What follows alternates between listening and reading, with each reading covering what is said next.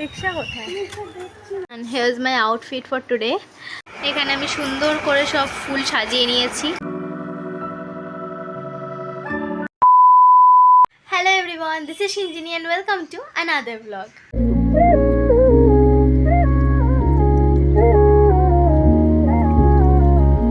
So like অনেক দিন পর আজকে আমি একটা ভ্লগ দিচ্ছি, মানে অনেক দিন বলতে অনেক দিনই হয়ে গেছে।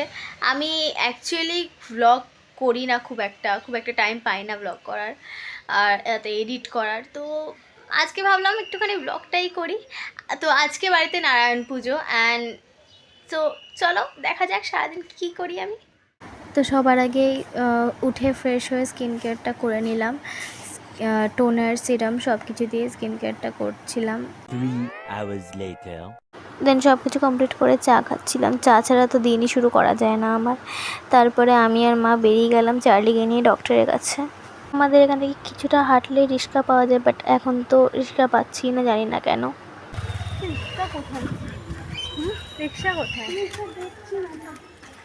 অনেক কষ্টে একটা রিক্সা পেয়ে তারপরে আমি আর মা চার্লিকে নিয়ে চলে গেলাম ওখান থেকে। অ্যান্ড এখানে চার্লিকে নিয়ে মা বসে আছে, আমি বললাম তুমি চার্লিকে নিয়ে বসো, আমি ভিডিও ক্লিপটা নিই। দেন ওখানে গিয়ে অনেকটা লেটে পৌঁছেছিলাম, তো বসে থাকতে হচ্ছিলো। ডক্টর যতক্ষণ না অন্য পেশেন্টদের দেখছেন ততক্ষণ তো দেখবেন না। আর এখানে আমি চার্লিকে ডাকছি, বাট ও এতটা ভয় পেয়ে আছে যে শুনছেই না ডক্টরের কাছে আসার পর। অ্যান্ড ওকে তারপর নিচে বসালাম, একটু নিচে বসিয়ে কেমনভাবে তাকাচ্ছে সবার দিকে। অ্যান্ড দেন বাড়ি এসে আমি আর মা একটুখানি স্কিন কেয়ার করছিলাম। মায়ের মুখে আমি উপটান লাগাচ্ছিলাম আর মা চুপচাপ করে এখানে বসে, মা বুঝতে পারছে না কি হচ্ছে এখানে। তো আমি মাকে লাগিয়ে দিয়েছি আর মাও আমার মতো একটু অ্যাক্টিং করছে। অ্যান্ড দেন আমি আমার মুখেও লাগালাম একটু উপটানটা ভালো করে, কারণ স্কিনটা একটুখানি যাতে গ্লো করে সেই জন্য অবভিয়াসলি। অ্যান্ড এখানে আমি ভালো করে মুখে লাগিয়ে নিচ্ছিলাম উপটানটা। And yeah I am done. আমি এখন কোনো মেকআপ করিনি, কজ এখন পুজো তো হবে না, এখন সব কাজবাজ করা হবে। এখন দেখতেই পাচ্ছ কটা বাজে, আর পুজো হবে হচ্ছে 4টের সময়। তো এখন সেজে ফালতু কোনো লাভ নেই, ফালতু সাজটা নষ্ট হবে। সো এখন আমি ছাদে চলে এসেছি অ্যান্ড আমি আর মা মিলে বসে বসে কাজ করছি। এখানে সব জিনিসপত্রগুলো সাজানো হয়েছে অ্যান্ড ওই যে সব জিনিসপত্র ওখানে। তারপর আমি একটু মায়ের হেল্প করছিলাম, ফুলগুলোকে বসে বসে সাজাচ্ছিলাম মায়ের সাথে গল্প করতে করতে। এখানে আমি সুন্দর করে সব ফুল সাজিয়ে নিয়েছি, সব ফুলগুলো আলাদা করেছি, মালা ঠালা সব কিছু আলাদা করেছি। এই যে এখানে সব কুচো ফুল রাখা আছে, এখানে তুলসী পাতা, বেলপাতা, আর এই যে এখানে মালা সব। আর এখানে মা সব এই জোগাড় যন্ত্রগুলো করছে, সব ফল সবজি সব কিছু দিয়ে। আর পুরো সাজানো কমপ্লিট করার পর জিনিসটা ঠিক এরকম দেখতে লাগছে। আই নো অত ভালো করে হয়নি, বাট যতটা পেরেছি ট্রাই করেছি। And here's my outfit for today.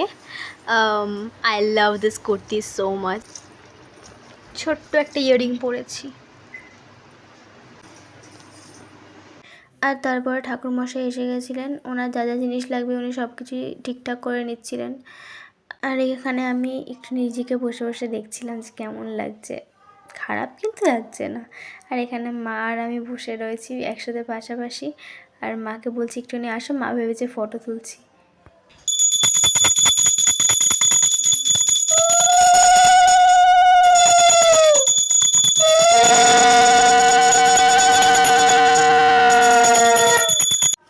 এখানে নারায়ণ ঠাকুর যার পুজো করা হচ্ছে।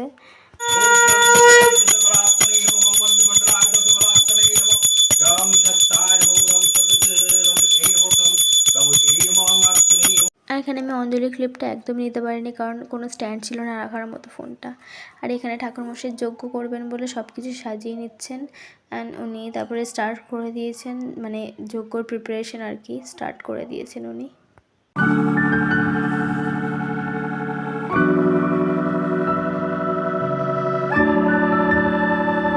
আর এখানে আমি বসে যজ্ঞের তাপ নিচ্ছিলাম, শুনেছি যজ্ঞের তাপ নেওয়া ভালো, তো সেটাই করছিলাম।